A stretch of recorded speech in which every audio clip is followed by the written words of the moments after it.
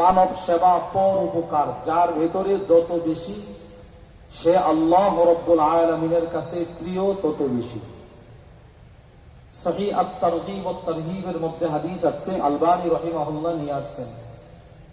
আল্লাহর রাসূল বলেন, আহাব্বুন নাসি ইলাল্লাহ, মানুষের মধ্যে আল্লাহর কাছে সবচাইতে প্রিয় ওই মানুষ আনফাউহুম লিন-নাস, যার ভিতরে অন্য মানুষের সেবার সিফত বেশি, সে আল্লাহর কাছে প্রিয় বেশি।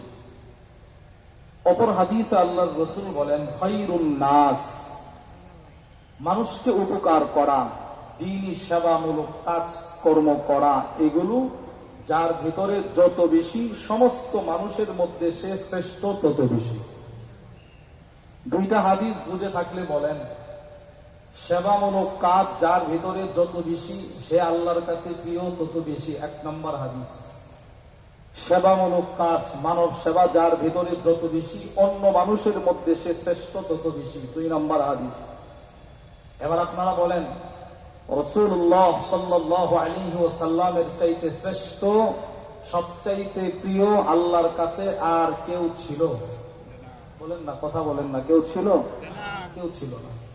রাসূল সবচাইতে প্রিয়, রাসূল সবচাইতে শ্রেষ্ঠ।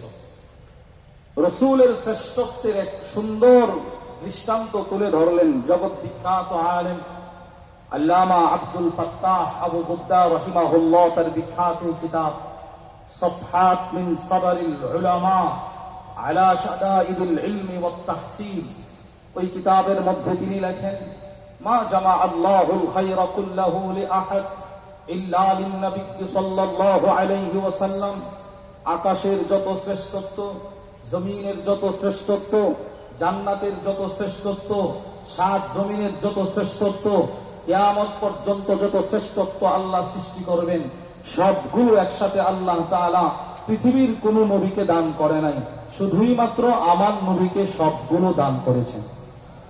সব আমার নবীকে দান করেছেন। সমস্ত শ্রেষ্ঠত্ব যে আল্লাহ আল্লাহর রাসূলকে দান করলেন, এর একটা অর্থ হচ্ছে, একটা কিতাব আছে হুজ্জাতুল্লাহি আলাল আলামিন ফি মুজিজাতি সাইয়্যিদিল মুরসালিন, ওই কিতাবের মধ্যেও এসেছে। আবার ইমাম জালালউদ্দিন আস-সুয়ুতী রাহিমাহুল্লাহ তিনিও লেখেন, পৃথিবীর শুরু থেকে রাসূল পর্যন্ত যত নবী আল্লাহ দুনিয়াতে পাঠিয়েছিলেন, সব নবীদেরকে আল্লাহ যত মুজিজা দান করেছিলেন, যত নবীকে আল্লাহ যত মুজিজা দান করেছিলেন, এর চাইতে বেশি মুজিজা একাই আল্লাহ আমার নবীকে দান করেছেন। বরঞ্চ তিনি বলেন, আযমা মিনহা, অন্য নবীদেরকে যেই পরিমাণ মুজিজা দিয়েছেন, এর চাইতে শক্ত, এর চাইতে দামি, এর চাইতে পাওয়ারফুল মুজিজা আল্লাহ আমার নবীকে দান করেছেন। শুধু কথাটি বোঝানোর জন্য একটা দৃষ্টান্ত আপনাদেরকে শোনাই। মূসা আলাইহিস সালাতু ওয়াস সালামকে আল্লাহ তাআলা অনেকগুলো মুজিজা দিয়েছিলেন। এর ভিতরে একটা মুজিজা ছিল, উনি একটা লাঠি স্পর্শ করতেন, লাঠি আবার ছেড়ে দিলে এটা সাপ হয়ে যেত। কুরআনুল কারীমে আল্লাহ এই মুজিজার ঘটনা বর্ণনা করেছেন। মূসা আলাইহিস সালামের হাতে লাঠি আসলে এটা লাঠি, ছেড়ে দিলে আবার সাপ। সেম এই মুজিজাটা আল্লাহ আমার নবীকেও দান করেছেন। সুবহানাল্লাহ বলেন না, বলেন সুবহানাল্লাহ। সেটা কি?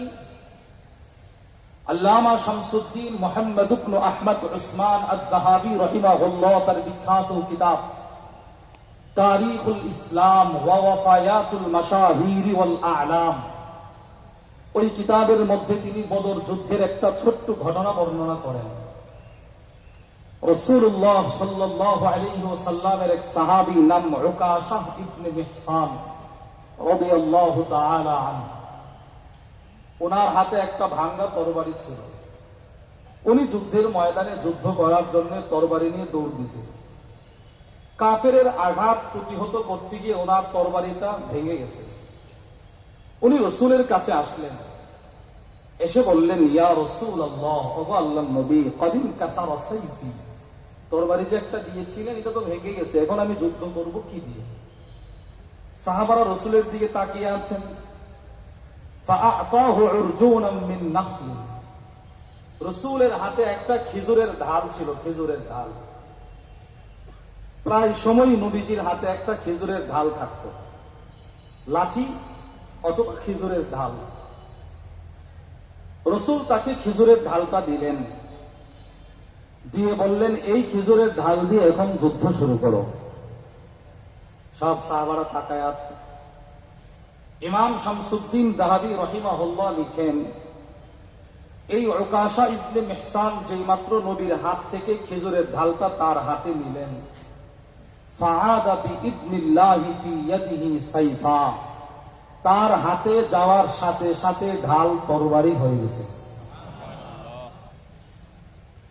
তো মুসা আলাইহিস সালামের হাতের স্পর্শে লাঠি সাপ, নবীজির হাতের স্পর্শে খেজুরের ডাল তরবারি।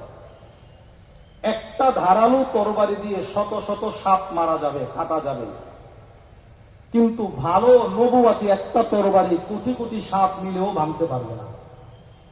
এই কথাটাই ইমাম জালালউদ্দিন আস-সুয়ুতী রাহিমাহুল্লাহ